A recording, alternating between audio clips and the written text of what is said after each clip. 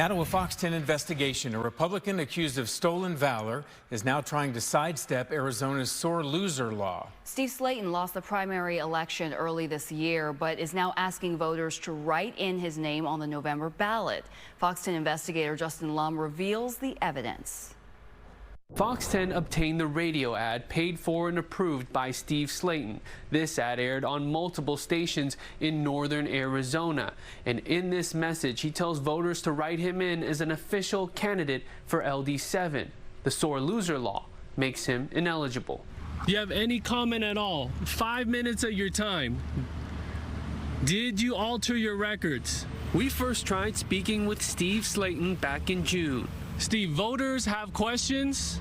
Here at the Trump store in Show Low, owned by Steve and Karen Slaton. Shouldn't voters just get an explanation from your husband? Does he stand behind his records?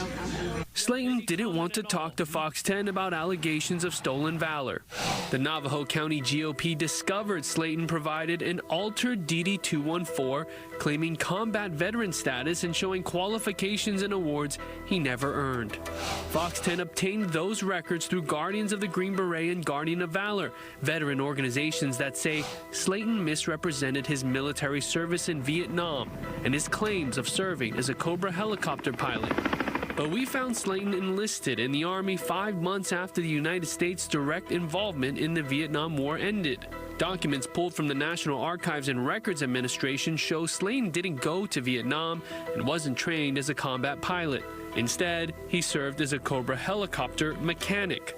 The former Republican candidate for Arizona State House has now accused the man he lost to in this year's primary of stealing his military records. The allegation made by Slaton in this radio ad. Blackman was so desperate and his voting record so bad, he could not win another term. Why do you think he's going after you? You know, other than the fact that he's a sore loser like the law, but this guy has been going after me for years. So I'm not surprised that he is doing this. I am surprised that he is still holding on to this tale that he is a combat veteran from Vietnam. Walt Blackman is the Republican nominee for state rep in Legislative District 7. Another man's voice is used on the ad as well. Do not let Blackman get away with stealing this election. You stole it. That's what, yeah. By 9,000 votes. By 9,000 votes. Yeah, that's what he is saying. I stole the election. In the ad, Slaton does not elaborate on this accusation. Don't you think this type of rhetoric just across the board has to stop? It does. And actually, we see that on a national scale. We see candidates that will just say anything to get some noise or to get some recognition. And the problem with Mr. Slaton is that he thinks he's Mr. Trump. The message at the end of the ad urges the public to vote for Slaton in the general election. Vote on November 5th for Steve Slaton, the write-in candidate for LD7 House. Paid for by the White Mountain Conservatives. I, Steve Slaton, approve this message. According to the Arizona Secretary of State's records, Steve and his wife Karen Slaton are the registered owners for the PAC White Mountain Conservatives. This contract for a rebuttal ad reveals the PAC paid around $2,000 for the spot to run 215 times on White Mountain Radio from October 1st to November 4th, 1 day before the general election. It ran more than a dozen times before getting pulled because Slaton is not an official write-in candidate, per the Secretary of State's office. White Mountain Conservatives also paid KMOG Radio on October 15th to air the ad. It ran just once. KMOG tells Fox 10, quote, "The Slaton campaign informed us that he was a write-in candidate for LD7 after conducting our own investigation into the eligibility of a candidate who lost in the primary to act as a write-in.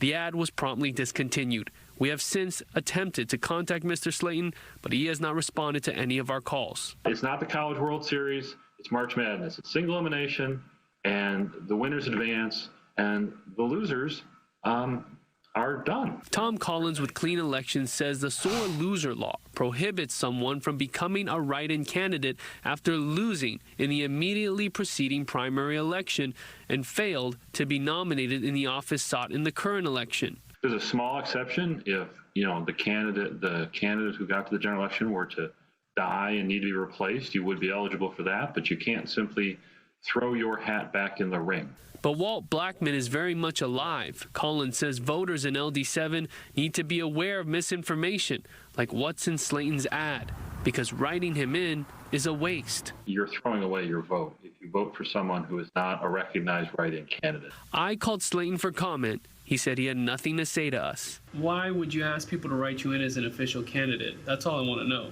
Losing an election and then trying to say that I had something to do with falsifying his military records and that I stole the election that he was in.